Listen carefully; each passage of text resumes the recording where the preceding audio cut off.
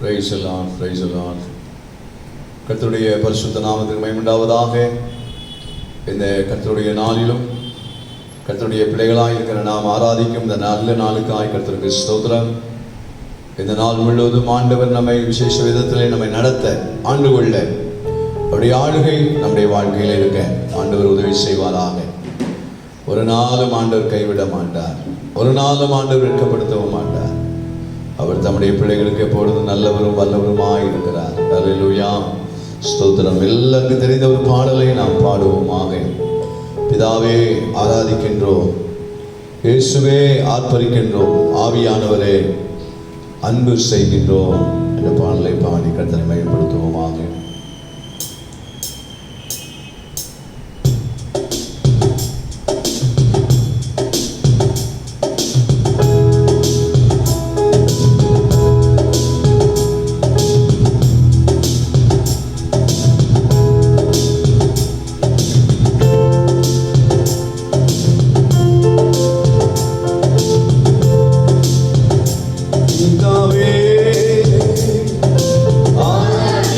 No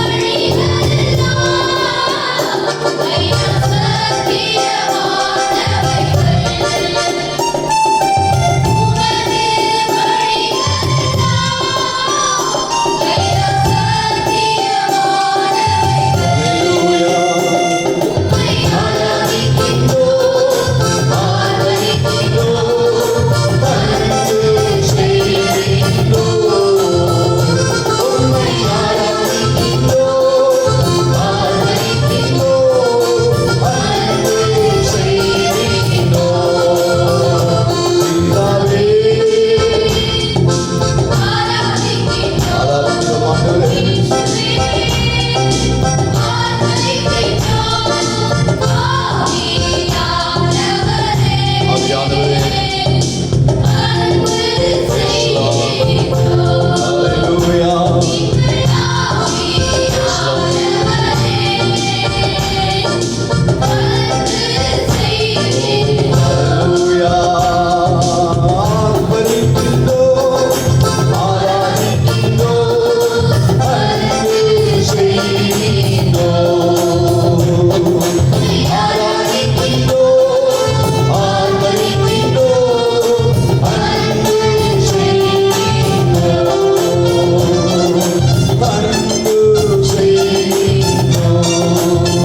Hallelujah.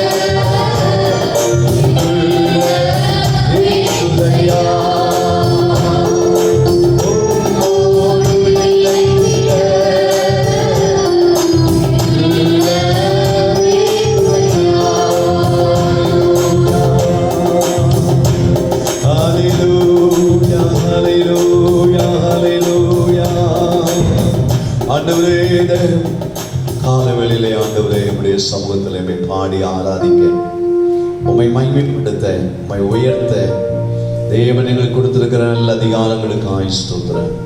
உம்முடைய வழி நடத்துதலுக்காக ஸ்தோத்திரம். ஆண்டவரே, உம்முடைய சமூகத்தில் வருகிற எங்களை ஆண்டவரே வெறுமையாய் நீர் அனுப்புகிறது இல்லை. ஆண்டவரே, இந்த கர்த்தருடைய நாளிலும் ஆண்டவரே கர்த்தருடைய சமூகத்திலே ஆண்டவரே நாங்கள் விடுதலையோடு கூட இருக்கும்படியாய் ஆவியானவர் எங்களை நடத்துகிறவர், எங்களை போஷிப்பிக்கிறவர், எங்களோடு கூட நீ பேசுகிறவர். இந்த காலவேளையிலும் பலவீனமாய் இருக்கிறவர்களுக்காக நாங்கள் செபிக்கிறோம். பாட முடியாதபடி, ஆராதிக்க முடியாதபடி, தம்முடைய வேலைகளுக்கு செல்ல முடியாதபடி, துதிக்க முடியாதபடி, வீடுகளிலும் ஆஸ்பத்திரிகளிலும் பலவீனங்களோடு இருக்கிறவர்களுக்காக நாங்கள் செபிக்கிறோம். ஆண்டவரே, ஆண்டவரை மரித்தவர்களாக மௌனத்தில் இறந்தவர்களாக இருக்கிற யாரும் உம்மை துதிக்க முடியாது, உம்மை பாட முடியாது. இது முதல் எங்களையோ உம்மை துதிக்க, உம்மை பாட எங்களுக்கு ஒவ்வொரு கர்த்தருடைய நாளிலும் கர்த்தர் கிருபை செய்கிறதற்காக ஸ்தோத்திரம், ஸ்தோத்திரம், ஸ்தோத்திரம். நீர் ஜீவனுள்ள தேவனாய் இருக்கிறீரே, நீர் ராணுவங்களின் தேவனாய் இருக்கிறீரே, நீர் சேனைகளின் தேவனாய் இருக்கிறீரே, எல்லாவற்றையும் ஒப்பு கொடுக்கிற தேவனாய் இருக்கிறீரே. அப்படிப்பட்ட தேவனை ஆராதிக்கிற எங்களுடைய வாழ்க்கையிலே இந்த காலை நேரத்திலே அப்பா ஆவியானவரே, உலகம் எங்கிலுள்ள எல்லா சபை மக்களுக்காக நாங்கள் ஜெபிக்கிறோம். இந்தியாவில் உள்ள எல்லா சபை மக்களுக்காக நாங்கள் ஜெபிக்கிறோம். ஆண்டவரே, உம்முடைய காக்கும் சட்டைகளுக்குள்ளே நீர் அவர்களை மறைத்துக் கொள்வீராக. உம்முடைய பாதுகாக்கும் சிறகுகளுக்குள்ளே அவர்களை மறைத்துக் கொள்வீராக. உம்முடைய ரத்தத்தினாலே நீர் மூடிக்கொள்வீராக. இந்த கர்த்தருடைய நாளிலே எல்லாரையும் கர்த்தர் மூடும்படியாய் ஜெபிக்கிறேன். ஆண்டவரே, எல்லாரையும் மறைத்து கொள்ளும்படியாய் ஜெபிக்கிறேன். ஆண்டவரே, ஆண்டவரே, உம்முடைய நாமத்தினாலே ஒருவரும் சேதமடையாதபடிக்கு கப்பல் சேதம் மட்டும்தான் இருக்க வேண்டும். ஆண்டவரே, பிராண சேதம் வரக்கூடாது. அப்போஸ்தலனாகிய பவுல் சொன்னது போலதான் நாங்களும் சொல்ல வேண்டும். ஆண்டவரே, கப்பல் சேதம் தான் இருக்க வேண்டும், கப்பல் சேதம் தான் இருக்க வேண்டும். உங்கள் ஒருவனுக்கும் பிராண சேதம் வராது என்று சொன்னது போலவே ஒருவரும் பிராண சேதம் வராதபடிக்கு அவர்களை நீர் காத்து கொண்டீரே, நீர் அவர்களை காத்து கொண்டீரப்பா. இந்த வேளையில் உங்களுடைய சமூகத்தில் கர்த்தாவே, எங்களுடைய வாழ்க்கையிலே இந்த நாட்கள் இருக்கிற எல்லா கடினமான சூழ்நிலைகள் நடுவிலே ஒவ்வொருவரையும் காத்து கொள்ளும்படியாய் நாங்கள் ஜெபிக்கிறோம். ஆண்டவரே, எங்களுடைய படகிலே நீர் இருப்பீராக, எங்களுடைய படகிலே இருப்பீராக. இயேசுவே, நீர் எங்களுடைய நங்கூரமாக இருப்பீராக. ஒவ்வொரு குடும்பத்திற்கும் நீர் நங்கூரமாக இருப்பீராக. ஆண்டவரே, ஒவ்வொரு குடும்பத்திலும் ஆண்டவரே நீர் அவர்களுக்கு தலைவராக இருந்து, நீர் அவர்களுக்கு எஜமானாய் இருந்து உம்முடைய பிள்ளைகளை நீர் பாதுகாக்கும்படியாய் நாங்கள் ஜெபிக்கிறோம். ஆண்டவரே இயேசுவே, விடுதலையை தாரும், விடுதலையை தாரும். இந்த ஆகஸ்ட் மாதத்தினுடைய இந்த இறுதி ஞாயிற்றுக்கிழமை கர்த்தருடைய நாளிலே நாங்கள் கூடி வந்திருக்கிறோம். ஆண்டவரே, வரப்போகிற ஒரு புதிய மாதம் ஆண்டவரே, இந்த 9வது மாதத்திற்கு எங்களை ஆயத்தப்படுத்த உதவி செய்வீராக. மனம் போல எதையும் நாங்கள் நடப்பித்து விடாதபடிக்கு தேவனுடைய சித்தம் என்பதை அறிந்து செயல்படுவர்களாய் இருக்க பரிசுத்த ஆவியானவர் வருகிற 9வது மாதத்தையும் நடத்தும்படியாய் நாங்கள் ஜெபிக்கிறோம். ஆண்டவரே, எப்பொழுதும் நாங்கள் ஒவ்வொரு மாதமும் ஆரம்பிக்கும் போது இந்த மாதத்தினுடைய காரியங்கள் எல்லாம் எப்படி இருக்கும் என்று நாங்கள் எதிர்பார்த்து கொண்டே இருக்கிறோம். ஏதாவது நல்ல செய்திகள் வராதா ஆண்டவரே என்றெல்லாம் நாங்கள் எதிர்பார்க்கிறோமே. கர்த்தாவே, நீர் எல்லாவற்றுக்கும் எல்லாமாய் இருந்து இந்த 9வது மாதத்தை சந்திப்பதற்கு இந்த ஆகஸ்ட் மாதம் இந்த இறுதி ஞாயிற்றுக்கிழமையிலே இருக்கிற எல்லா ஆராதனை நேரங்கள், ஜப நேரங்கள், மாலையில் இருக்கிற ஜப நேரங்கள், மாலையில் இருக்கிற ஆராதனைகள் எல்லாவற்றிலும் நாமம் மகிமைப்பட வேண்டும். ஆண்டவரே, ஒரு தடைகளும் இருக்கக்கூடாதப்பா. இயேசுவின் நாமத்தினாலே விசுவாசிகளே இந்த காலவெளியிலே செவியுங்கள். கர்த்தருடைய சமூகத்தில் ஒரு சில நிமிடங்கள் ஆண்டவரே, எங்களுடைய தேசத்தின் அதிகாரிகளுக்காக நாங்கள் ஜெபிக்கிறோம், டாக்டர்களுக்காக நாங்கள் ஜெபிக்கிறோம், காவல்துறை அதிகாரிகளுக்காக நாங்கள் ஜெபிக்கிறோம். இரவும் பகலுமாய் ஜனங்களுக்காக பாடுபடுகிற எல்லா விதமான மக்களுக்காக நாங்கள் ஜெபிக்கிறோம். ஆண்டவரே, எல்லா மனுஷருக்காக ஜெபிங்கள் என்று சொல்லியிருக்கிறேன். நாங்கள் ஜெபிக்கிறோம். எங்கள் தேசத்தில் எழுப்புதல் வருவதாக, எழுப்புதல் வேண்டாம் என்றவர்களை நாங்கள் விட்டு விடுகிறோம். எங்கள் தேசத்துக்கு எழுப்புதல் வேண்டும் ஆண்டவரே, எழுப்புதல் வேண்டும் ஆண்டவரே, எழுப்புதல் வேண்டும் ஆண்டவரே. கர்த்தாவே, நீர் அதை தருகிற தேவனாய் இருக்கிறதற்காக ஸ்தோத்திரம், ஸ்தோத்திரம், ஸ்தோத்திரம், ஸ்தோத்திரம், ஸ்தோத்திரம், ஸ்தோத்திரம். இந்த கால வேளை எல்லா ஆன்லைன் ஆராதனைகளிலும் ஒரு அசைவாடும்படியாய் நாங்கள் ஜெபிக்கிறோம் ஆண்டவரே. கர்த்தருக்காக உண்மையாய் நிற்கிற எல்லா ஊழியர்களையும் ஆண்டவரை எடுத்து நீர் பயன்படுத்துவீராக ஆண்டவரே. இதை கவனிக்கிற விசுவாசிகள் ஆவியிலும் ஆத்துமாவிலும் சரீரத்திலும் ஆண்டவரே ஒரு மனதோடு கூட கர்த்தாவே ஒரு தெய்வீக விடுதலையோடு கூட காண ஆண்டவரை அனுபவிக்க தேவன் கிருபை செய்யும்படியாய் நாங்கள் ஜெபிக்கிறோம் ஆண்டவரே. உம்முடைய கரத்தில் அர்ப்பணிக்கிறோம், தாழ்த்துகிறோம். இயேசுவின் நாமத்தில் பிதாவே, ஆமென். Praise the Lord. கர்த்தருக்கு மகிமை உண்டாவதாக. இந்த கர்த்தருடைய நாளிலும் கர்த்தருடைய சமூகத்திலே இருக்கிற உங்கள் அனைவரையும் இயேசுவின் நாமத்தினாலே அன்புடன் வரவேற்கிறேன்.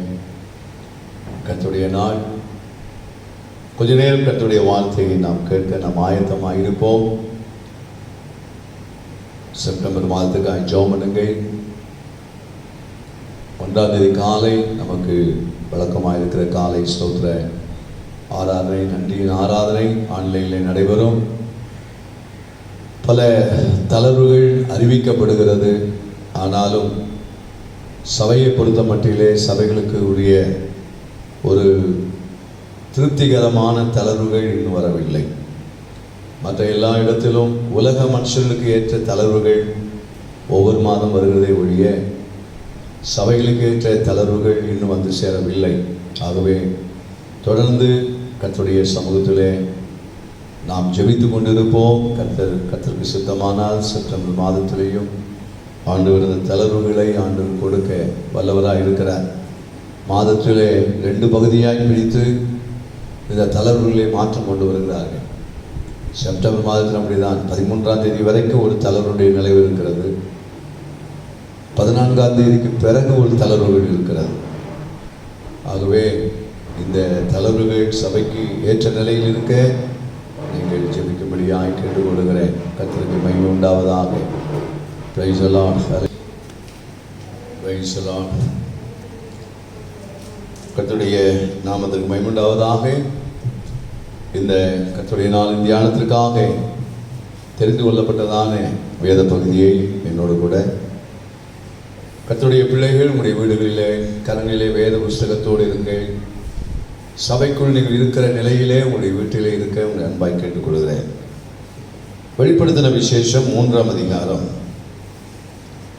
வெளிப்படுத்தின விசேஷம் 3ஆம் அதிகாரம் 8ஆம் வசனத்தை வாசிக்க கேட்போம்.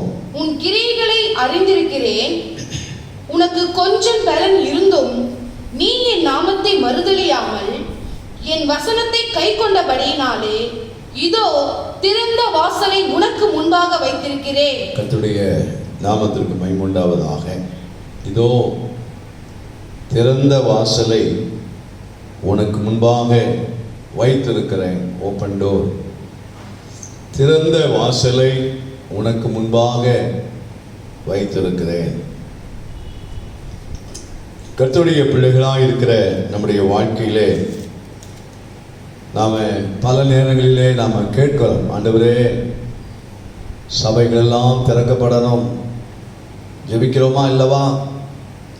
கடந்த மார்ச் மாதத்திலிருந்து இந்த நாள் வரைக்கும் கர்த்தருடைய ஊழியர்கள் இந்த தேசத்தின் மேல் பாரத்தோடு கூட கண்ணீரோடு கூட ஜெபிக்கிறார்கள், பாரத்தோடு ஜெபிக்கிறார்கள்.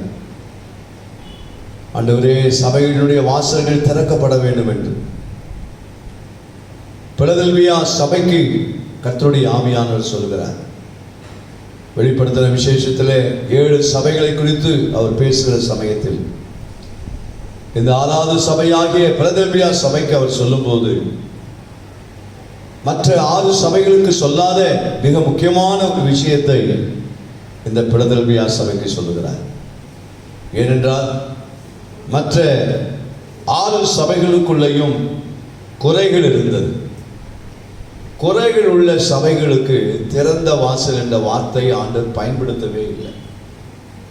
எப்பவுமே தெரிஞ்சுங்க, என்னிடத்தில் ஒரு குறை இருந்தால் திறந்த வாசல் என்பதற்கு அங்கே இடமே கிடையாது. கர்த்தருடைய பிள்ளைகள் வேத வசனத்தை பாருங்கள்.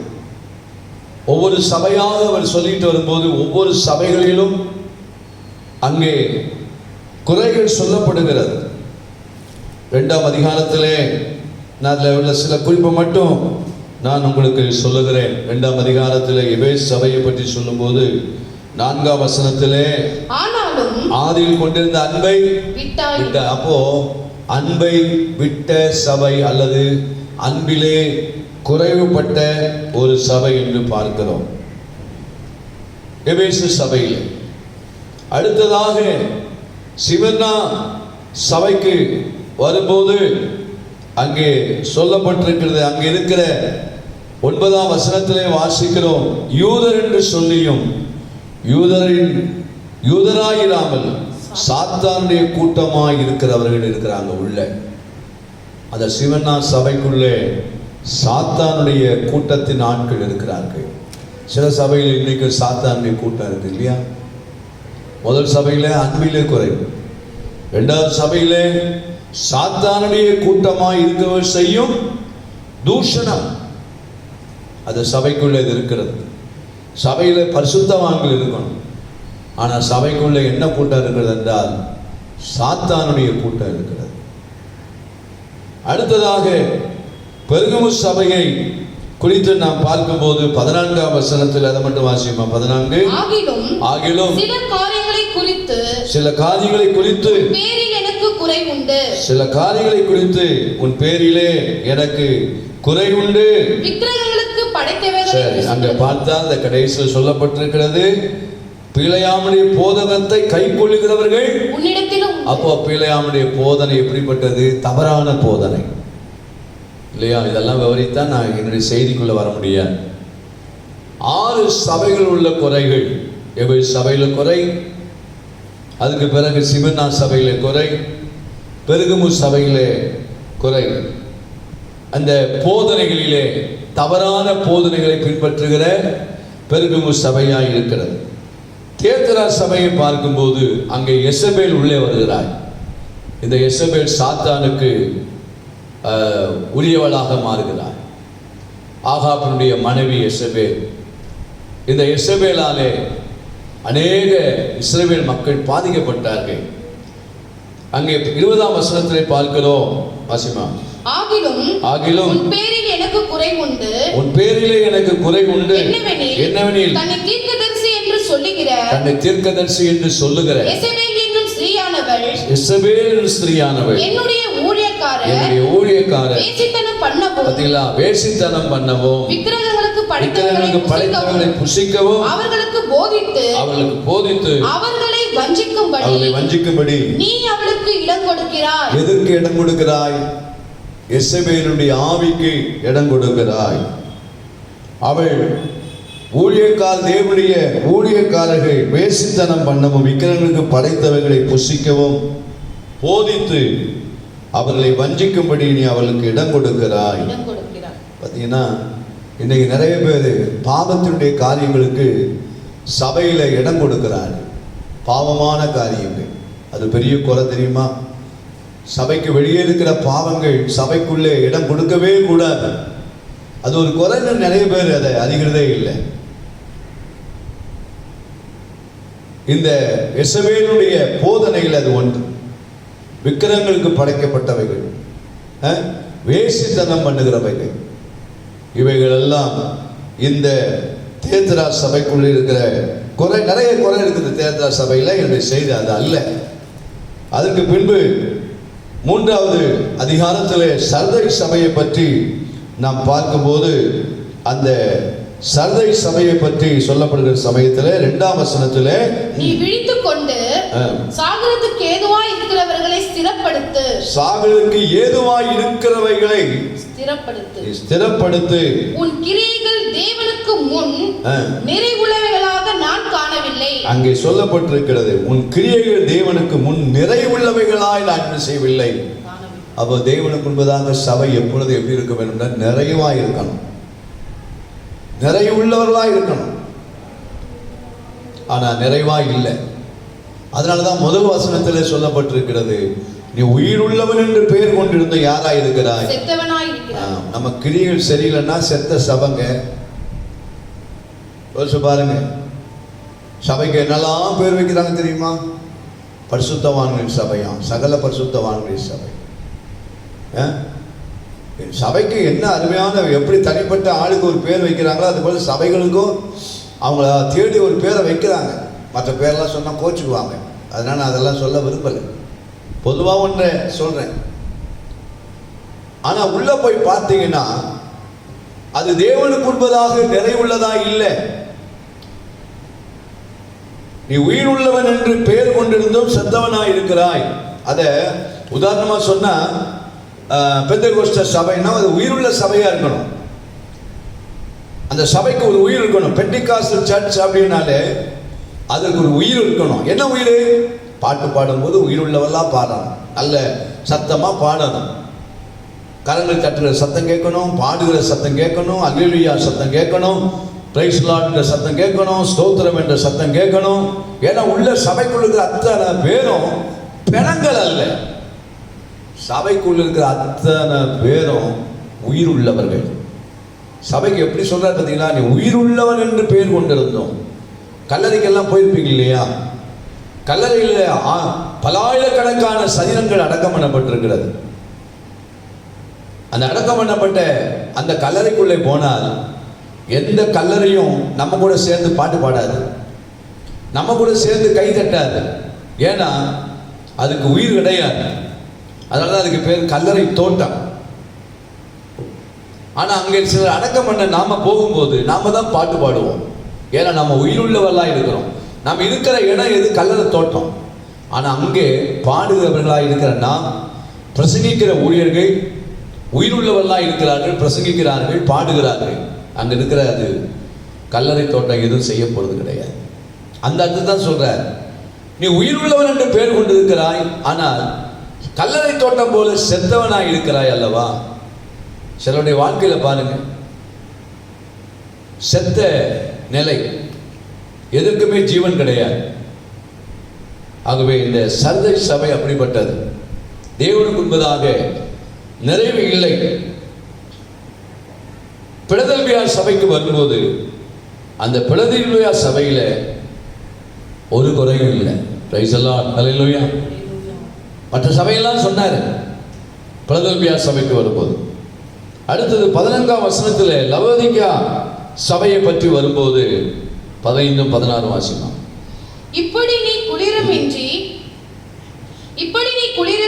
அனலுமின்றி, 15ஆம் வசனம், உன் கிரியைகளை அறிந்திருக்கிறேன். நீ குளிரும் அல்ல அனலும் அல்ல. நீ குளிராவது அனலாயாவது இருந்தால் நலமாயிருக்கும். ரெண்டு கெட்ட நிலை சிலருடைய வாழ்க்கை. சில சபைகள் எல்லாம் இந்த ரெண்டும் கெட்ட நிலை. இந்த தண்ணி வெதுவெதுவும் கொடுங்கன்றாங்க இல்லையா? இந்த வெதுவெதுப்பு சில சபைக்குள்ள வெறும் வெதுவெதுப்புங்க. அப்ப அது ஒரு குறை. கவனிக்கிறீங்களா செய்திய? கர்த்தருடைய நாளுடைய செய்தி. எவ்வளவு நேரம் பேசுவேன்னு தெரியாது. கவனி. பிரைஸ் தி லார்ட், ஹல்லேலூயா. லவோதிக்கா சபை வேதம் சொல்லுகிறது, நீ குளிரும் அல்ல அனலும் அல்ல.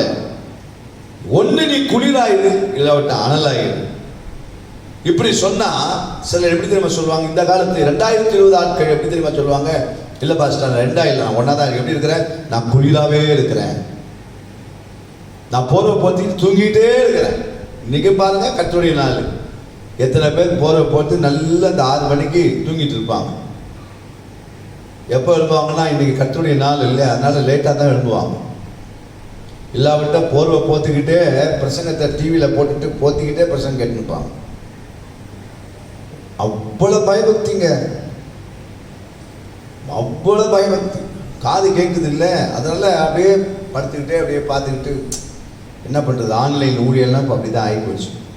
நாங்கள் தான் சொல்கிறோம் முழங்கால் போடுங்க, பயபக்தியாக இருங்க, அப்படி இருங்க இப்படின்னு. ஆனால் கேட்குறவங்க எப்படி இருக்கிறாங்கன்னு எங்களுக்கு தெரியும்.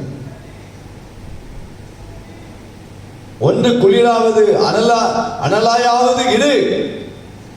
16 இப்படி நீ குளிருமின்றி அனலுமின்றி வெதுவெதுப்பாய் இருக்கிற உன்னை என் வாயினின்று வாந்தி பண்ணி போடுவேன். உன்னை என் வாயினின்று என்ன செய்வேன்? வாந்தி பண்ணி போடுவேன். 17ஆம் வசனத்தில் அதனுடைய குறை.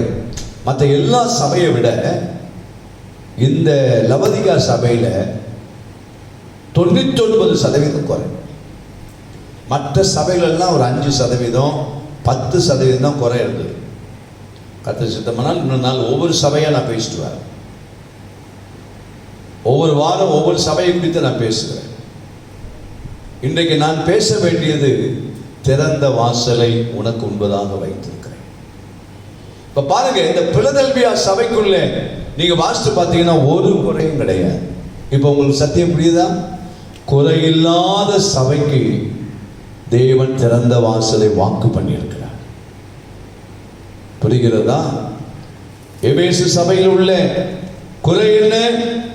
அங்கே நான் வாசித்தது போல அன்பில்லாத சபைக்கு குறை இருக்கத்தான் செய்யும்.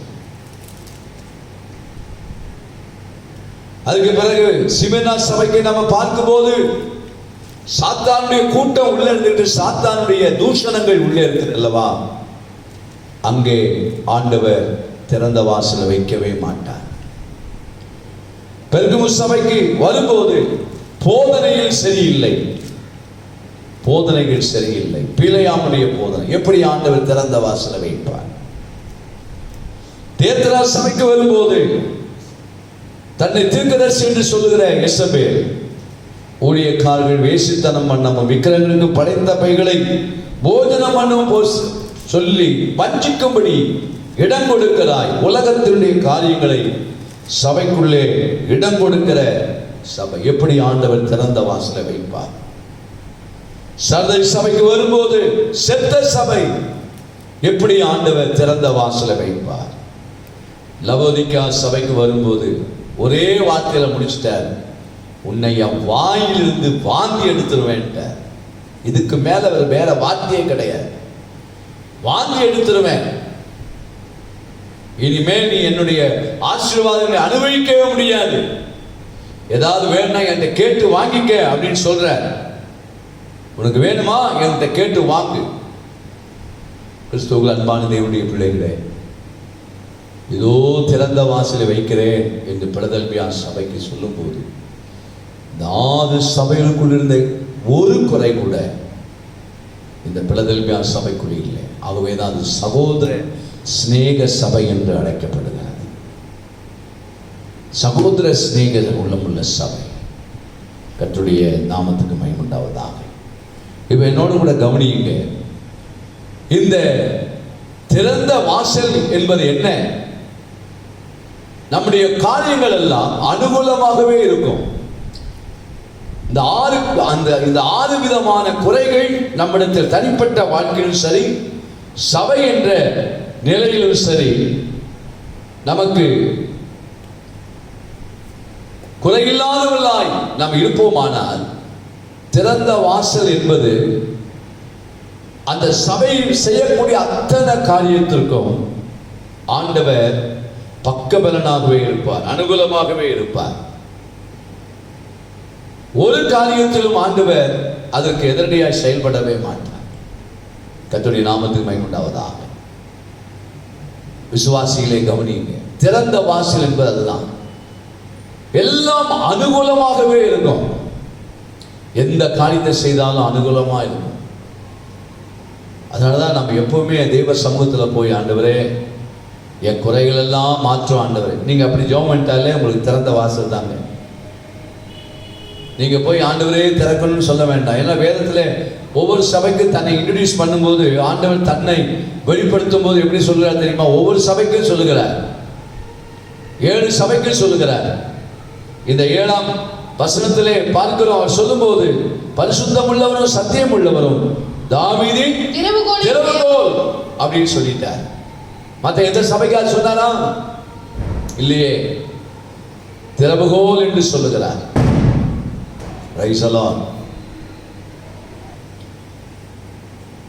எந்த சபைக்கும் ஆண்டவர்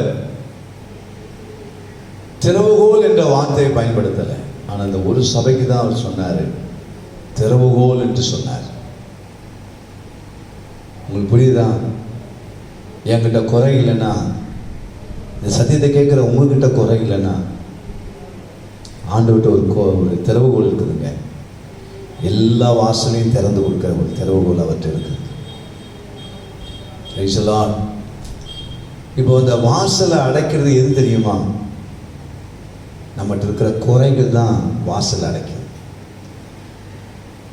6 சபைக்கு வாசல் அடைக்கப்படுது, ஆனால் ஒரு சபைக்கு திறந்த வாசல். ஏன்னா அந்த வசனத்தில் பாருங்க, இந்த ஒரு சபைக்கு பர்டிகுலர் சொல்றார், திறந்த வாசலை வைத்திருக்கிறேன். அந்த திறந்த வாசல் என்பது அவங்க என்ன செய்தாலும் சரி அது அனுகூலமாவே இருக்கு. அவங்க போய் ஆண்டவரே எனக்கு அதை செய்யும் இதை செய்யும் அப்படின்லாம் கேட்டு போராடி ஜெபம் பண்ண வேண்டிய அவசியமே இல்லை. இந்த பாருங்க, ஒரு உதாரணத்துக்கு நான் சொல்றேன். உங்க மகனோ மகளோ உங்களுக்கு விருப்பமா நடந்துட்டாங்கன்னு வச்சுங்களேன், அந்த பிள்ளை ஒன்றை வாயை திறந்து கேட்குது, அம்மா எனக்கு இதை கொடுங்க அப்படின்னா நீங்கள் உடனே வாங்கி கொடுத்துருவீங்க. உங்கள் மகளாக இருக்கட்டும், எனக்கு இதை செய்யுங்க அப்படின்னு கேட்டால் ஏன் எதற்கு அப்படின்னு கேட்க மாட்டீங்க, உடனே செய்வீங்க. ஏன்?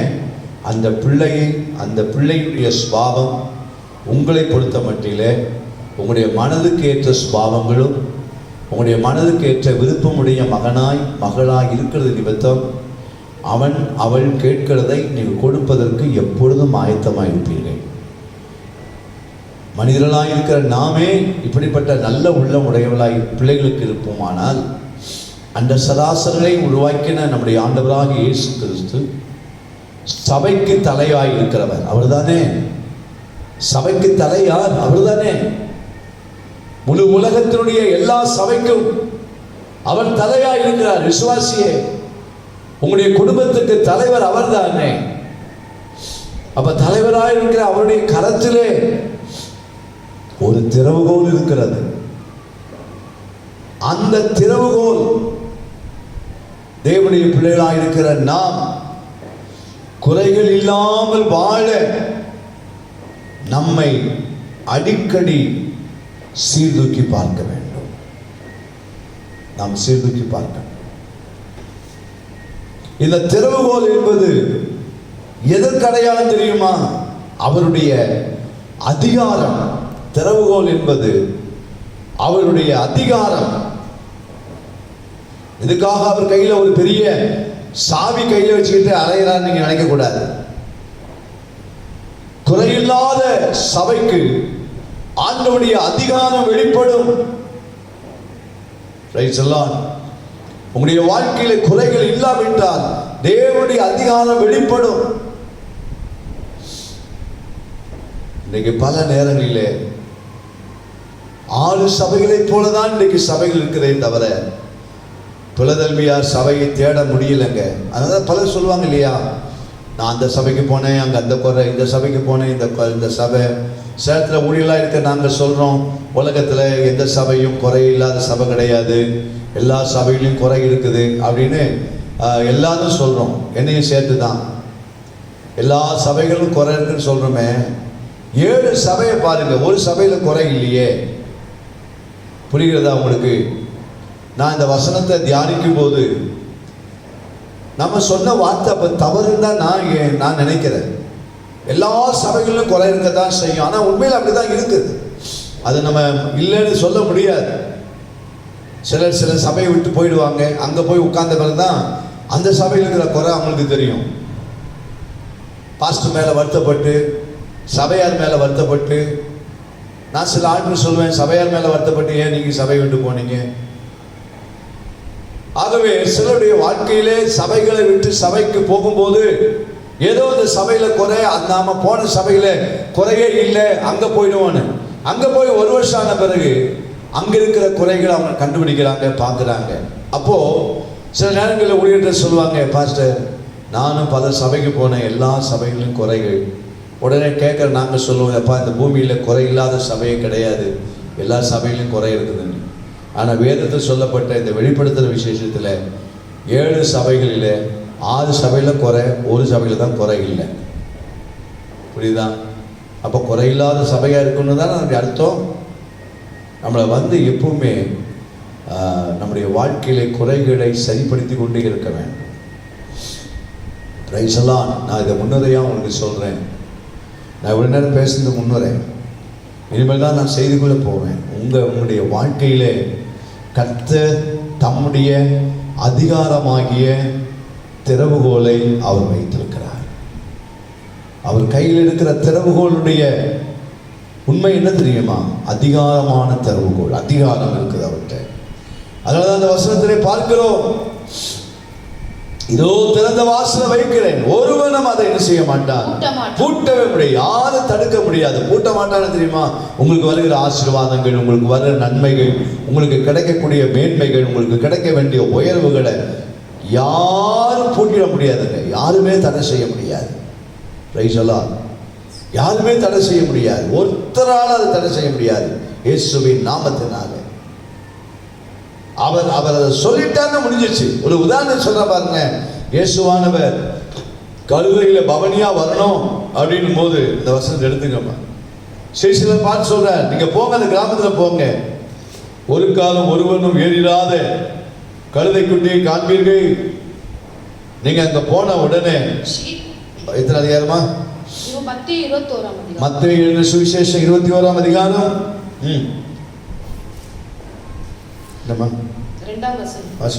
உங்களுக்கு எதிரே இருக்கிற கிராமத்துக்கு போங்கள். உங்களுக்கு எதிரே இருக்கிற கிராமத்துக்கு போங்க. போன உடனே அங்கே ஒரு கழுதையும் அதனோடு ஒரு குட்டியையும் கட்டியிருக்க காண்பீர்கள். அவங்களை அவிழ்த்து என்னிடத்தில் கொண்டு வாருங்கள். நீங்க போய் அவிழ்த்து, அந்த கழுதைக்கு சொந்தக்கார வேற ஒருத்தர், நீங்க போய் இந்த மாதிரி நினைச்சு எந்த ஆட்டை அவுத்து வந்து உதவாங்கிட்டு இருக்காதீங்க. கர்த்தர் சொப்பனத்தில் சொன்னாரு, தரிசனத்தை சொன்னாரு, அந்த ஊழியக்காரர் சொன்னது. சிலர் இப்படி தான் பண்றது. இவங்கெல்லாம் பணம் சம்பாதிக்க ஊழியத்துக்கு வந்தவங்க. புரியுறதா? சீஷர்கள் அவர் சொல்றார், நீங்க போங்க, 2 பேரை பார்த்து சொல்றார், போங்க, அந்த கழுதையை பார்ப்பீங்க, ஒரு குட்டி அங்க கட்டியிருக்க காண்பீங்க. நீங்க போய் அவங்களை என்ன செய்யுங்க, அவிழ்த்து என்னிடத்தில் செய்யுங்க, கொண்டு வாருங்கள். ஒருவன் உங்களுக்கு ஏதாகிலும் சொன்னால், நீங்க அவிழ்க்கிற நேரத்துல, ஓ யாருடைய கழுதை நீ என்ன அவிழ்க்கிற அப்படின்னு சொல்லி ஒருவன் உங்களுக்கு ஏதாகிலும் சொன்னால், இவைகள் ஆண்டவருக்கு வேண்டும் என்று சொல்லுங்கள். என்ன சொன்னாரு? இவைகள் யாருக்கு வேண்டும்? ஆண்டவருக்கு வேண்டும் என்று அவன்கிட்ட சொல்லுங்க, உடனே அவைகளை அனுப்பி விடுவான் என்று சொல்லி. எந்த மறுப்பும் இல்லை. வேலை பேசினானா, எப்பா இந்த கழுதை எப்படிப்பட்ட கழுதை தெரியுமா, சரி காசு கொடு, பணம் கொடு. பேரம் பேசினானா? பேரம் பேசுறங்க. இதே சீசன் இந்த கழுதை எனக்கு வேணும்னு சொன்னா பேரம் பேசியிருப்பாங்க. 2வது என் முத்திரம் இல்லாம என் கழுதை அவத்தன்னு கேட்டிருப்பாங்க. கழுதை எனக்கு வேணும்னு சீசன் கேட்கக்கூடாது. கழுதை யாருக்கு வேணும்னு கேட்கணும்? ஆண்டவருக்கு வேணும். ஊழியம் என்பது, ஆண்டவரே உமக்கு வேணும் ஆண்டவரேன்னு சொன்னீங்கன்னா திறந்த வாசல் இருக்கும். எனக்கு வேணும்னு சொன்னா அடிதான் கிடைக்கும். பேரம் பேசுவாங்க. புரியுதா? அதனாலதான் பர்டிகுலர் சொல்லி அனுப்பினார், எங்களுக்கு வேணும் அப்படின்னு சொன்னா கழுதை கொடுத்துக்க மாட்டான். யோ அவள் தரல, கட்டதை எடுத்துட்டு போவாதன்னு. எங்க ஒவ்வொரு வார்த்தைக்கும் வேதத்தில் அர்த்தம் இருக்குதுங்க. அதுக்கு தான் முழங்கால இருந்து கேட்கணும், ஆண்டுகிட்ட பல முறை கேட்கணும். போய் கேட்க உடனே ஆண்டவருக்கு வேண்டும் என்று சொன்ன உடனே அந்த வார்த்தை பார்த்தீங்கன்னா உடனே வாசிமாத உடனே அவைகளை அனுப்பிடுவான் என்று சொல்லி. வேற அதுக்கு டைம் தெரியல. இது நான் போய் வீட்டில் மனைவிட்ட கேட்டு வரேன், அடுத்த கேட்டு வரேன், ஒன்றும் கிடையாது. அதை பார்த்தவன் உடனே செய்து விடுவான். உடனே அனுப்பிட்டாரா இல்லையா? உடனே அனுப்பிட்டாரு. அந்த பவர் ஆண்டவர்கிட்ட இருக்குதுங்க. பூட்ட முடிஞ்சதா? கழுதையை மறுபடியும் கட்ட முடிஞ்சதா? அவிழ்த்தது தான். திறந்த வாசல் வைத்தா வச்சதுதான், அதை ஒருவனும் பூட்ட முடியாது. Praise the Lord. இன்னொரு காரியத்தை சொல்லிட்டு போறேன். ஆண்டவராகிய இயேசு தன்னுடைய மரணத்தை நினைவு கூறும்படியாக கடைசியா அவர் சொல்றாரு, நீங்க போங்க, அங்க ஒரு வீடு இருக்குது, அந்த வீட்டில் எனக்கு பந்தியை ஆயத்தப்படுத்துங்க. அந்த வசனத்தை எடுத்தா வாசிக்கணும். இயேசுவான சொல்லி அனுப்புகிறார், நீங்க போங்க. அங்க போனா சீஷருக்கு ஆச்சரியம். பாருங்க எவ்வளவு அந்த அனுகூலமான வழிகளை தான் நான் உங்கள்கிட்ட பேசுறேன். நம்ம சில நேரங்களில் போராடுற சில காரியத்துக்காக இயேசுவானவர் சொல்லி அனுப்புகிறார், நீங்க போங்க. அங்க போனீங்கன்னா மேல் மாடியில தெரியுமா, என்னுடைய மனதில் வருகிற அப்படினால் உங்களோட நான் அதை பேசுகிறேன். இயேசுவானவரிடத்தில் குறிப்பிட்டு அவர் சொல்லுகிறார், கர்த்தருடைய நாமத்துக்கு மகிமை உண்டாவதாக.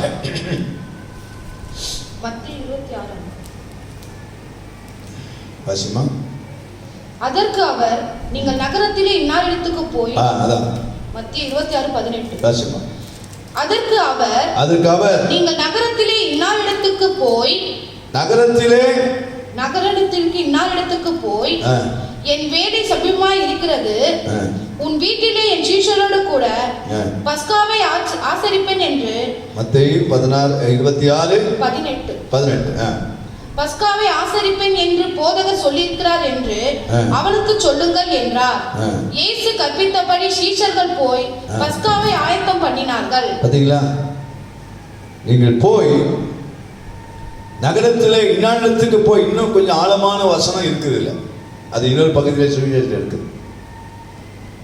நீங்க நகரத்தில் இன்னாண்டத்துக்கு போய், என் வேலை சமீபமாய் இருக்கிறது, உன் வீட்டிலே என் சீஷரோடு கூட பஸ்காவை ஆசரிப்பேன் என்று போதகர் சொல்கிறார் என்று அவனுக்கு சொல்லுங்கள்.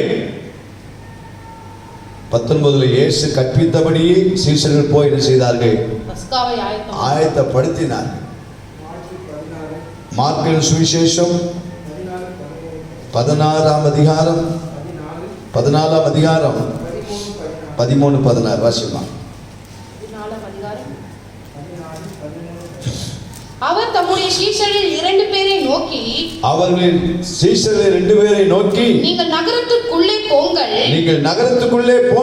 அங்கே தண்ணீர் குடம் சுமந்து வருகிற ஒரு மனுஷன். அதான் ரொம்ப முக்கியம். கரெக்டா பார்க்காம சொல்றார் பாருங்களேன். அவர் என்ன சொல்றார்? நீங்கள் நகரத்துக்குள்ளே போங்க, அங்கே தண்ணீர் குடம் சுமந்து வருகிற ஒரு மனுஷன் உங்களுக்கு எதிர்படுவான். அவன் பின்னே போங்கள். அவன் எந்த வீட்டுக்குள் பிரவேசிக்கிறானோ அந்த வீட்டு எஜமானை நோக்கி, நான் என் சீஷரோடு கூட பஸ்காவை புசிக்கிறதற்கு தகுதியான இடம் எங்கே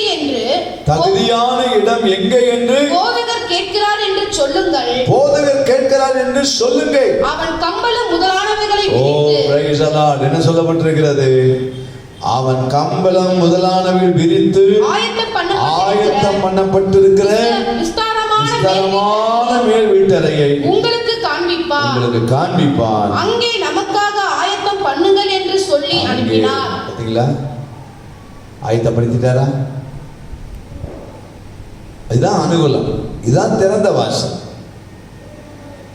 போயிட்டு லஞ்சம் கொடுத்து ஒரு காரியத்தை சாதிப்பதல்ல, போய் காலில் விழுந்து கெஞ்சி சாதிப்பதல்ல, அவங்ககிட்ட லெட்டர் வாங்கிட்டு வாங்க, இவங்ககிட்ட லெட்டர் வாங்கிட்டு வாங்க அப்படின்றதல்ல. இது எப்படி பார்த்தீங்களா? ஒரு கழுதைய ஆண்டருக்கு வேணும்னா கொண்டு கொடுத்தாச்சு.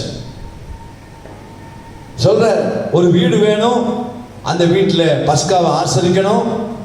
உடனே அந்த வீட்டு எஜமான் சொல்றான், அப்படியா, அதை பற்றி பிரச்சனையே கிடையாது, வாங்க, தகுதியான இடம் எங்கே அப்படின்னு கேட்கிறார். பஸ்காவை ஆசரிப்பதற்கு தகுதியான இடம் எங்கே? செப்டம்பர் மாதத்தில் எல்லாருக்கும் நான் பந்தி கொடுப்பேன், கொஞ்சம் கொஞ்சமா பிரிச்சு கொடுப்பேன். அதனால நீங்க எல்லாரும் சந்தோஷமா இருங்க, கர்த்தருக்குள்ள சந்தோஷமா இருங்க. கர்த்தர் சித்தமான அடுத்த வாரமே அதை நான் செய்ய ஆரம்பிச்சிருவேன். நான் சொல்ற டைமுக்கெல்லாம் நீங்க வந்துட்டீங்கன்னா உங்களுக்கு ஃபோன் மூலமா, வாட்ஸ்அப் மூலமாக நான் உங்களுக்கு தெரிவிப்பேன். அதுக்கேற்றபடி நீங்க வரும்போது நம்ம சனிக்கிழமை உங்களுக்கு நான் பந்தியை கொடுப்பேன். அதை நீங்கள் குறித்து வச்சிங்க, நீங்கள் இடைவெளி அதை பண்ணிக்கங்க. ஆகவே ஒவ்வொரு சனிக்கிழமையும் பந்தி கொடுப்பேன், பிரித்து வைத்து கொடுப்பேன். ஆனால் முதல் வாரம் பந்தி வாங்கினவங்க ரெண்டாவது தடவை வந்து ரெண்டாவது சோறு சாப்பிட்ற மாதிரி உட்காரக்கூடாது. எல்லாம் குறிப்பிட்டு சொல்ல வேண்டியது. அதனால் பந்தி கொடுப்பேன். செப்டம்பர் மாதத்துலேருந்து கர்த்தருடைய பந்தி உங்களுக்கு எப்பவுமே உண்டு. அது சனிக்கிழமை நான் உங்களுக்கு ஆயத்தப்படுத்துவேன். அதனால் நீங்கள் கலங்காதீங்க, பயப்படாதீங்க. பஸ்காவை ஆயத்தப்படுத்துவோம். ஹல்லேலூயா. அதனால் கர்த்தருடைய நாமம் மையப்படுவதாக.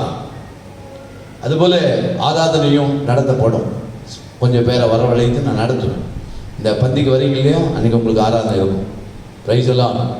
அதில் நீங்கள் கவலையப்படாதீங்க. எல்லா காரியங்களும் செய்ய கர்த்தர் அடியேனே ஒரு நோக்கத்தோடு சபைக்குள்ளேயே கர்த்தர் கொண்டு வந்து என்னை வச்சிருக்கிறார்.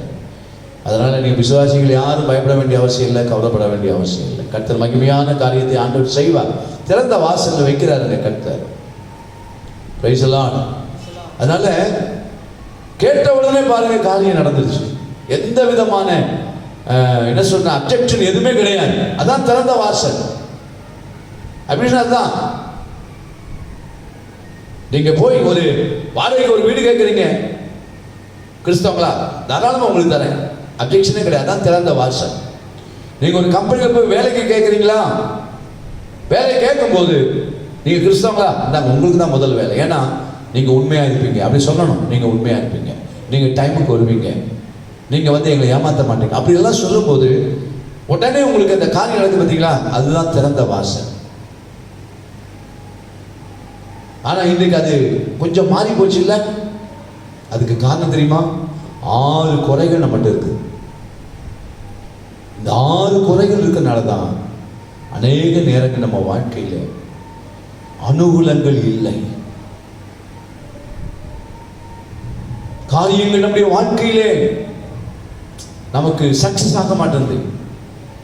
இந்த கர்த்தருடைய நாளிலே அன்பான விசுவாசிகளே, உங்களுக்கு நான் சொல்றேன், கர்த்தர் அனுகூலமான காரியங்களை கண்டிப்பாய் வருகிற நாட்களில்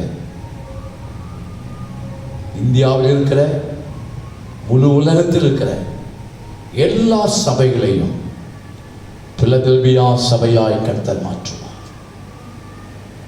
எபேசு சபையாக அல்ல, சிமிர்னா சபையாக அல்ல, பெர்கமு சபையாக அல்ல, தியத்திரா சபையாக அல்ல, லவோதிக்கா சபையாக அல்ல, எல்லா சபையையும் ஆண்டவர் பிலதெல்பியா சபையாய் மாற்றுவதற்கு தான் இந்த வைரஸுடைய காலத்திலே சபை மக்களையும் சபை நடத்துகிற ஊழியர்களையும் அவர் இந்த மாதங்கள், இந்த நாட்கள் அவர்களை ஜெபம் பண்ணி அவர்களை அவர் ஆயத்தமாக்கி விட்டார். சந்தை சபையை போல அல்ல. நம்ம வாழ்க்கையிலே இந்த 6 சபைகளை போல் இல்லாதபடிக்கு இந்த பிலதெல்பியா சபையை போல இந்த நாட்களை கர்த்தர் நமக்கு மாற்ற வல்லவராய் இருக்கிறார்.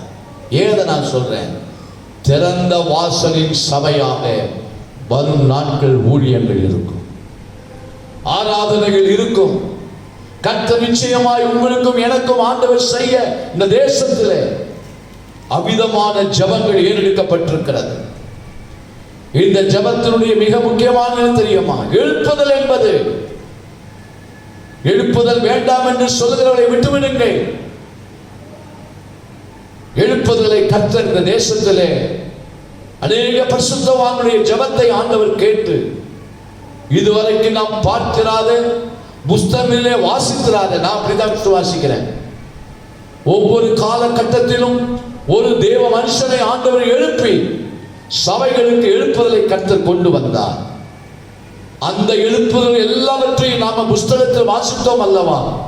அந்த எழுப்புதல் எல்லாவற்றை விட இந்த தேசத்திலே ஒரு பெரிய எழுப்புதல் நமக்கு காத்திருக்கிறது. அந்த திறந்த வாசலை சபைக்கு கர்த்தர் வைத்திருக்கிறார்.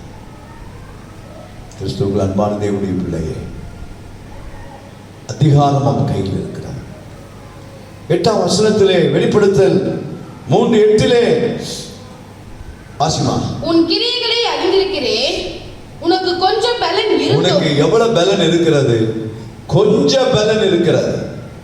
இது பாருங்க, ஆண்டவர் நம்மளுக்கு நீ இவ்வளவு காரியம் உன்ட்டு இருக்கணும், இவ்வளவு திறமையில் இருக்கணும், இவ்வளவு சாமர்த்தியில் இருக்கணும், இவ்வளவு படிப்பு இருக்கணும், இவ்வளவு வசதி இருக்கணும், அப்படிதான் நான் ஏதாவது உனக்கு செய்ய முடியும் அப்படின்னு சொல்லலைங்க. கொஞ்சம் இருந்தா போதுங்க, கொஞ்சம் பலன். வேற ஒண்ணுமே இந்த பிளதெல்பியா சபைகிட்ட வேற ஒண்ணுமே இல்லை. அவர் சொல்றார், உனக்கு கொஞ்சம் பலன் இருக்குது பத்தியா. நம்ம வாழ்க்கையில இந்த கொஞ்ச பலன் என்பது நம்ம வாழ்க்கையில் எப்படிப்பட்டதா தெரியுமா? சிலர் சொல்லுவாங்க, பாஸ்டர் உங்களை மாதிரி எனக்கு பிரசங்கம் பண்ண தெரியாது, உங்களை மாதிரி எனக்கு ஜெபம் பண்ண தெரியாது, உங்களை மாதிரி எனக்கு பாட தெரியாது. சில ஊழியர்களை பார்க்க முடியல சொல்லுவாங்க. இந்த பாருங்க, எங்களை மாதிரி எல்லாம் நீங்க பேசவே கூடாதுங்க. நீங்க ஆண்டுகிட்ட சொல்லணும், ஆண்டவரே எனக்கு இருக்கிற பலத்தோடு போகக்கூடிய கிதியோனா என்னை மாற்றுன்னு சொல்லுங்க. என்ன சொல்லணும்? மைக்கில் சொல்லுமா? கிதியோன் இடத்துல ஆண்டவர் என்ன சொன்னார் தெரியுமா? நியாயாதிபதிகள் 6ஆம் அதிகாரம் 12ஆம் வசனம்.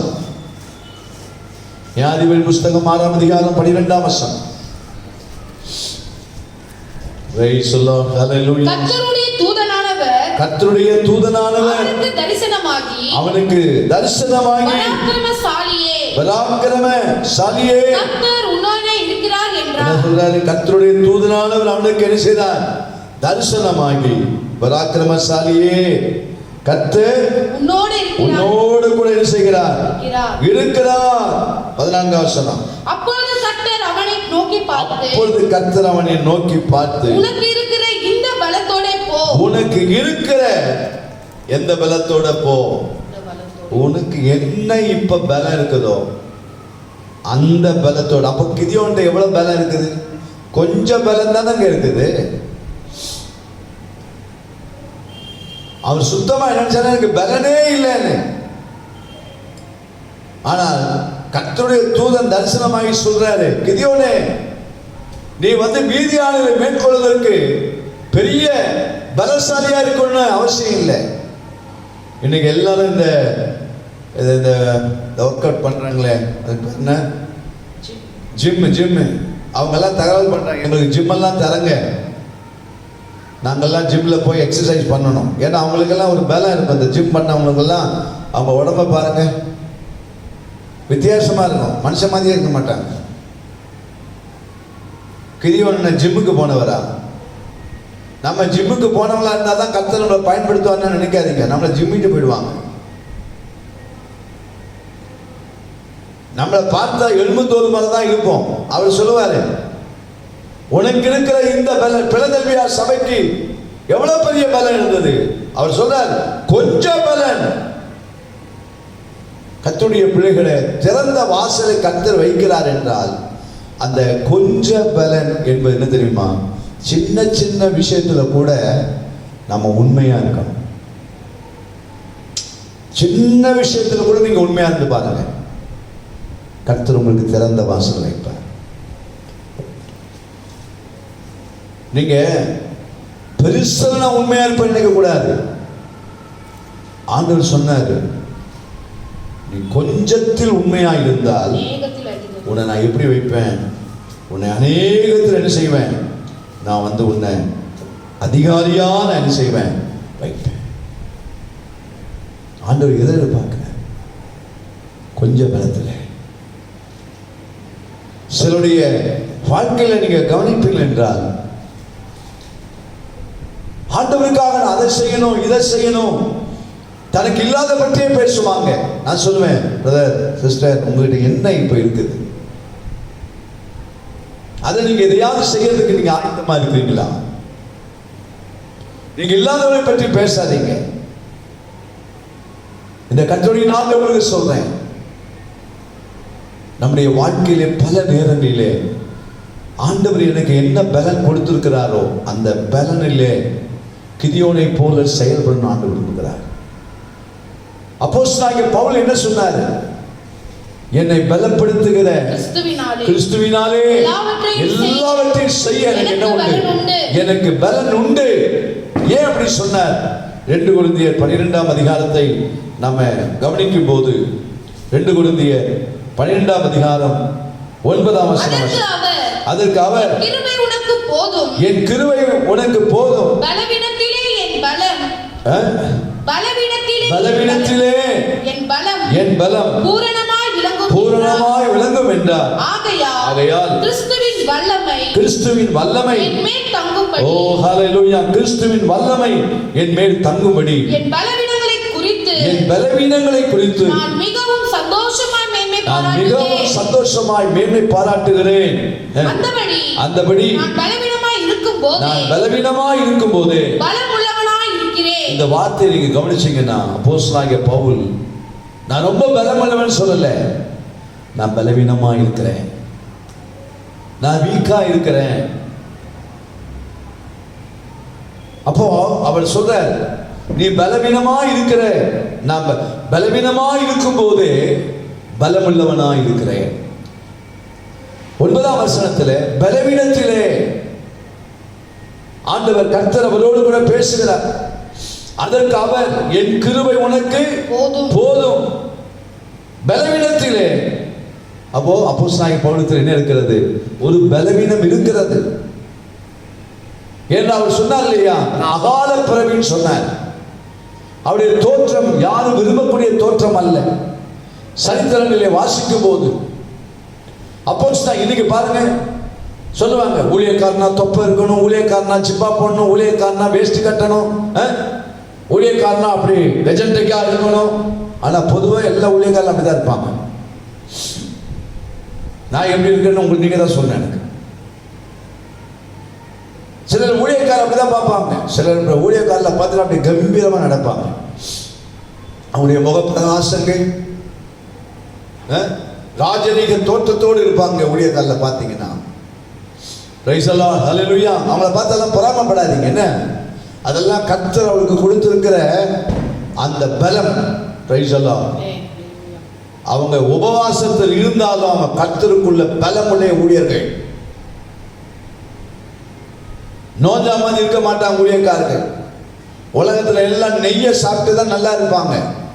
நாங்க வெறும் நொய்யை சாப்பிட்டு நல்லா இருக்கிறோம். உங்களுக்கு சொல்றது புரியும் நினைக்கிறேன். வெறும் தண்ணியை சாப்பிட்டு ஊழியம் செய்றவங்க இருக்கிறாங்க. ஆனா அவங்க நல்லா கெஜெண்டிக்கா இருப்பாங்க. இதுக்கு காரணம் தெரியுமா? கர்த்தர் அவர்களை பலப்படுத்திக்கிட்டே இருக்கிறார். கர்த்தருடைய பலத்தினை அதான் கிதியோனுக்கு சொன்னார், இந்த பலத்தோட போப்பா. அப்போஸ்தலனாகிய பவுல் சொன்னாரு, நீ பலவீனம் என்று சொல்கிறாய் அல்லவா, இந்த முள்ளினாலே, அதை பற்றி கவலைப்படாத, இந்த பலவீனத்தில் என் பலன் பூரணமாய் விளங்கும். பலவீனத்தில் என் பலமோ பூரணமாய் விளங்கும். பலவீனத்தில் என் பலமோ பூரணமாய் விளங்கும். ஆண்டவருடைய பிள்ளைகளாக இருக்கிற உங்களுடைய வாழ்க்கையில பிசாசு எப்போ என்ன தெரியுமா செய்வான்? நீ இந்த நொண்டிக்கால வச்சுக்கிட்டு நீ என்ன செய்ய போற? இந்த சூம்பின கையை வச்சுக்கிட்டு நீ கர்த்தருக்கு என்ன செய்ய போற? நீ சப்பானியா இருக்கிறிய, நீ என்ன ஆண்டவர் செய்ய போற? உன் கண்ணு சரியில்லை, நீ என்ன ஆண்டவருக்கு என்ன செய்ய போற? உனக்கு ஒரு காது தான் கேட்குது, நீ என்ன ஆண்டவருக்கு செய்ய போற? உனக்கு 2 காதுமே அறகுறையா தான் கேட்குது, நீ என்ன ஆண்டவருக்கு செய்ய போற? நம்முடைய சரீரத்தின் பலவீனங்களை எல்லாம் சாத்தான் சுட்டி காட்டி நம்மை செயலற்ற ஒரு மனிதனாய், செயலற்ற மனுஷியாய் மாற்றி விடுவான். ஆனால் கர்த்தர் சொல்வார், நீ எவ்வளவு சரீரத்தில் அங்கவீனத்தில் அங்கங்களிலே நீ பாதிக்கப்பட்டிருந்தாலும் உனக்கு கொஞ்சம் பலன் தான் இருக்கிறது. ஒரு காலில் தான் நீ நடக்கிற, ஒரு கை தான் உனக்கு செயல்படுது, ஒரு கண்ணு தான் உனக்கு பார்க்குது, ஒரு காது தான் கேட்குது, 2 காதும் அறகுறையா கேட்குது. படிப்பை பார்த்தா அறகுறையா படிப்பு. ஆனா கர்த்தர் சொல்லுவார், நீ ஆவிக்குரிய விஷயத்தில் 6 விதமான குறைகள் இல்லாமல் நீ வாழுகிறபடினாலே உனக்கு நான் திறந்த வாசலை வைக்கிறேன் என்று சொல்லுகிறார். ஹல்லேலூயா. சரீர பிரகாரமான குறைகளை கர்த்தர் ஒரு நாளும் மட்டப்படுத்துகிறவர் அல்ல. அற்பமா உங்களுக்கே தெரியும். கைகள் இல்லா, நான் ஆன்லைனில் சில ஊழியர்களை பார்த்திருக்கிறேன். பர்த்திமேயு என்று சொல்லுகிற ஒரு ஊழியம் நடக்கிறது. அந்த பர்த்திமேயு என்கிற அந்த ஊழியத்தை செய்கிற அந்த ஊழியக்காரருக்கு 2 கண்ணும் தெரியாது. ஏன் இந்த ஊழியத்துக்கு இந்த பேர் வைத்திருக்கிறார் என்று சொல்லி அவரை பேசும்போது அவரை கவனித்தார். 2 கண்களும் தெரியாது. அதே போல இன்னொரு தேவ மனுஷன் இருக்கிறார், அவருக்கும் 2 கண்கள் தெரியாது. மிகவும் அருமையாய் வேதத்தை அவர் எப்படித்தான் அவர் படித்தார் என்று தெரியாது. நானாயும் சில நேரத்தில் வசனங்களை மறந்துவிட்டு வாசிக்கும் கேட்கிறேன், இந்த வசனம் கொஞ்சம் ஞாபகப்படுத்துங்கள் என்று சொல்லி. ஆனால் 2 கண்களும் தெரியாத அவர்கள். அந்த மாதிரி சிலது நீங்க பார்த்துருக்கீங்களா? அல்ல, இல்லை. அந்த ஊழியத்துக்கு பேர பர்த்திமேயு ஊழியங்கள். கண்கள் தெரியல, ஆனால் அருமையாய் வேத வசனங்களை பிரசங்கிக்கிறார். அதுதான் அவர்களுக்கு தேவன் வைத்த திறந்த வாசல். எனக்கு கண்டு தெரியல ஆண்டவரே, நான் இப்படியே வந்துடுறேன் அப்படின்னு சொல்லல. திறந்த வாசலை கர்த்தர் வைத்திருந்தார். இன்னும் நிறைய காரியத்தை சொல்ல முடியுங்க. நீங்க பார்த்திருப்பீங்க, 2 காலமே இல்லை, ஆனாலும் கர்த்தருக்காக ஓடுகிற மனுஷன். திறந்த வாசலை கர்த்தருக்கு வைத்திருக்கிறார்.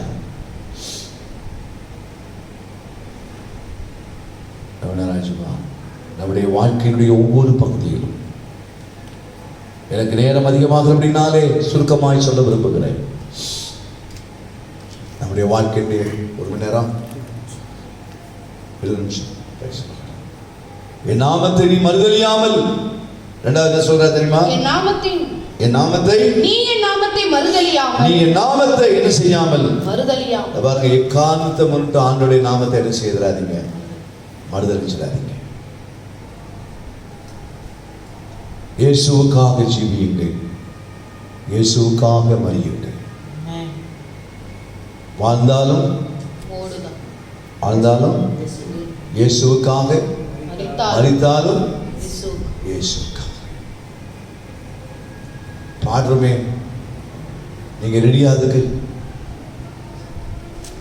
எப்பங்க அவனுடைய நாமத்தை மறுதலிப்போம்? பேதுரு எப்பொழுது இயேசுவை மறுதலித்தார்? இயேசுவை சிலுவைக்கு கொண்டு போகிற நேரத்தில் தான் மறுதலித்தார்.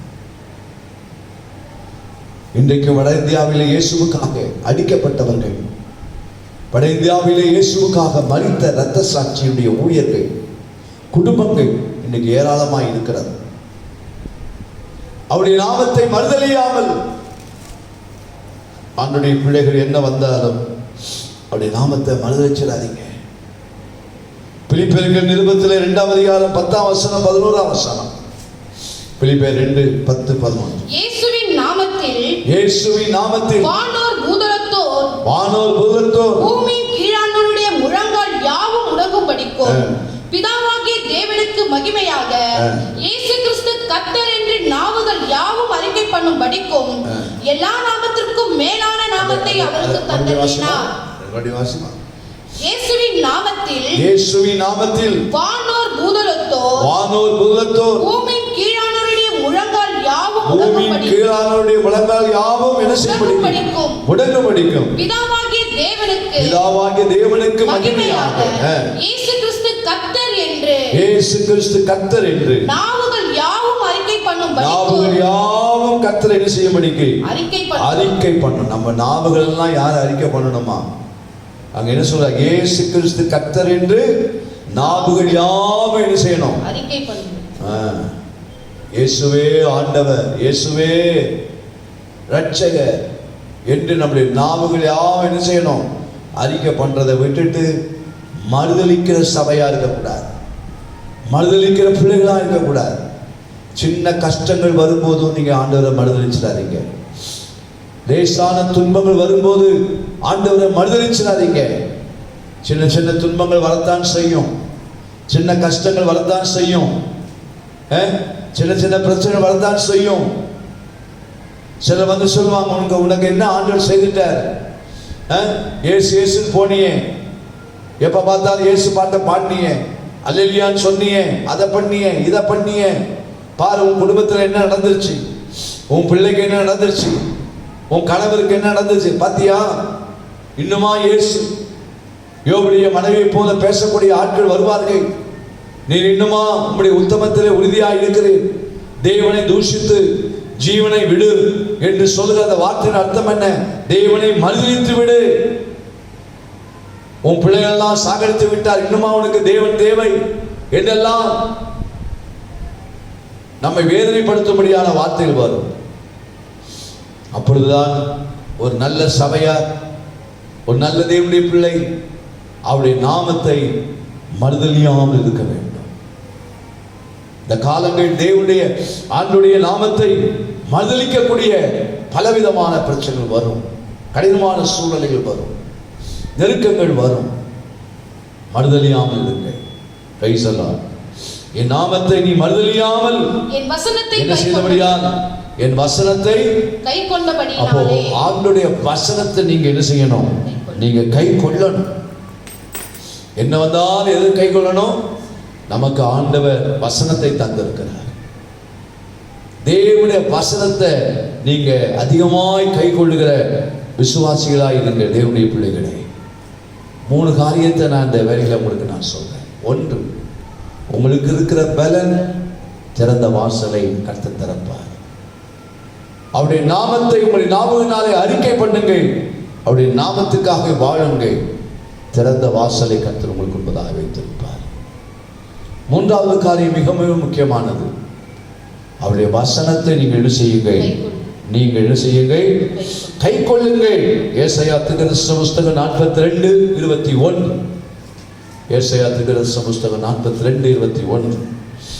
கர்த்தர் தமது நீதி நிமித்தம் அவன் மேல் பிரியம் வைத்திருந்தார். கர்த்தர் தம்முடைய நீதி நிமித்தம் அவன் மேல் பிரியம் வைத்திருந்தார். அவர் வேதத்தை முக்கியத்துவப்படுத்தி, அவர் வேதத்தை முக்கியப்படுத்தி அதை மகிமை உள்ளதாக்குவார். அதை மகிமை உள்ளதாக்குவார். கர்த்தருடைய நாமத்துக்கு மகிமை உண்டாவதா. தேவனுடைய வசனம் எப்படிப்பட்டது தெரியுமா? அது மகிமை உள்ளதாக்கக்கூடியது. நீங்கள் ஒவ்வொரு வசனத்தையும் நீங்க கை கொள்வதற்கு ஆயத்தமாக இருக்க வேண்டும். நம்ம தேவ வசனத்தை எவ்வளவாய் கை கொள்ளுகிறோமோ அவர்களிடத்திலே பிதாவாகிய தேவன், குமாரனாகிய இயேசு, பரிசுத்த ஆவியானவர் அவர்களை அதிகமாய் நேசிக்கிறார். சுவிசேஷத்தில் பார்க்கிறோம், என் வசனத்தை கை கொண்டால் போதும். ஆண்டவர் நமக்கு கொடுத்திருக்கிற வசனத்தை கை கொள்ளுங்கள் விசுவாசிகளே. கை கொள்வது என்றால் அர்த்தம் என்ன? அதற்கு கீழ்ப்படியுங்கள். தேவனுடைய வசனத்துக்கு நீங்கள் கீழ்ப்படியுங்கள். தேவனுடைய வசனத்தை அதிகமாய் பின்பற்றுவதற்கு உங்களை ஒப்புக்கொடுங்கள். பின்பற்ற முடியாமல் போதற்குரிய எந்த நொண்டி சாக்குகளையும் சொல்ல வேண்டாம். இந்த காலவில் இந்த கர்த்தருடைய நாளிலே அன்பான விசுவாசிகளே, ஆண்டவருடைய வசனத்தினால் வரக்கூடிய ஆசீர்வாதங்களை பெற்றுக்கொள்ள உங்களை ஒப்புக் கொடுக்க நீங்கள் ஆயத்தமாய் இருக்கிறீர்களா? இரவும் பகலும் தேவனுடைய வசனத்தை கருத்தாய் வாசித்து பாருங்கள். குடும்பங்களில் வருகிற பிரச்சனைக்கெல்லாம் தேவனுடைய வசனம் உங்களுக்கு தீர்வை தரும். நீங்க தேவ வசனத்துக்கு கீழ்ப்படிந்து விட்டால், அதை நீங்கள் கை கொண்டு விட்டால், உங்களுடைய குடும்பத்தில் வருகிற போராட்டங்கள், கடினமான சூழ்நிலைகளுக்கு ஒரு சரியான பரிகாரத்தை நீங்கள் பெற்றுக்கொள்ள முடியும். பெருதல்வியா சபையா இருக்க நீங்கள் ஆயத்தமாக இருக்கிறீர்களா? இதோ திறந்த வாசலை வைக்கிறேன், அதை ஒருவனும் பூட்ட மாட்டான். உங்களுக்கு இருக்கிற பலனை இந்த காலவெளியிலே புதிதாக்கி கொள்ளுங்கள். உங்கள் வாழ்க்கையிலே அவருடைய நாமத்தை உறுதியாய் பற்றிக் கொள்ளுங்கள். அவருடைய வசனத்தை நீங்கள் கை கொள்ளுங்கள். தாவீதின் திறவுகோலை உடைய நம்முடைய ஆண்டவராகிய இயேசு கிறிஸ்து இந்த செய்தியை கேட்டுக்கொண்டிருக்கிற அருமையான விசுவாசிகளே, கர்த்தருடைய பிள்ளைகளே, உங்களுடைய குடும்பத்துக்கு கர்த்தர் திறந்த வாசலை வைப்பார். நம்முடைய ஊழியங்களுக்கு கர்த்தர் திறந்த வாசலை வைப்பார். வரும் நாட்கள் கர்த்தர் திறந்த வாசலை வைத்திருக்கிறார் என்கிற ஜீவனுள்ள சாட்சிகளை கேட்க தேவன் நம்மை நடத்துவாராக. இருக்கிற இடத்திலே பயபக்தியோடு முழங்கால் படியிட்டு, சகோதரிகள் முக்காலிட்டு ஆண்டவருடைய சமூகத்திலே, ஆண்டவரே எங்களுக்கு திறந்த வாசலை வைத்திருக்கிறீர். ஆண்டவரே, ஒருவேளை எங்களுடைய வாழ்க்கையில் ஏதாவது வாசல்கள் பூட்டப்பட்டிருக்குமானால் ஆண்டவரே, குறைகளை எல்லாம் மாற்றி எங்களுக்கு திறந்த வாசலை வையும் என்று நாங்கள் கெஞ்சுகிறோம். ஆண்டவரே, இந்த செய்தி கேட்ட ஒவ்வொரு ஆத்துமாக்களுக்காய் விசேஷமாய் ஜெபிக்கிறேன். ஒவ்வொருவருக்கும் முன்பதாய் திறந்த வாசல் வைத்து அற்புத விதமாய் ஆச்சரிய விதமாய் கர்த்தர் நடத்தும், பாதுகாத்துக் கொள்ளும். இயேசுவின் நாமத்தில் பிதாவே, ஆமென். என் ஆத்துமாவே ஸ்தோத்திரி, என் முழுமையோடு பரிசுத்த நாமத்தை ஸ்தோத்திரி. என் ஆத்துமாவே கர்த்தரை கர்த்தர் செய்த சகல உபகாரங்களையும் மறவாதே. நம்முடைய கர்த்தராகிய இயேசு கிறிஸ்துவின் கிருபையும் பிதாவாகிய தேவனுடைய அன்பும் பரிசுத்த ஆவியானவரின் ஐக்கியமும் உங்கள் அனைவரோடு கூட எப்பொழுதும் என்றென்றும் இருப்பதாக. ஆமென். கர்த்தருடைய ஆசீர்வதிப்பாராக. மாலை ஆராதனைக்கு என்று உடைய ஆயத்தம்.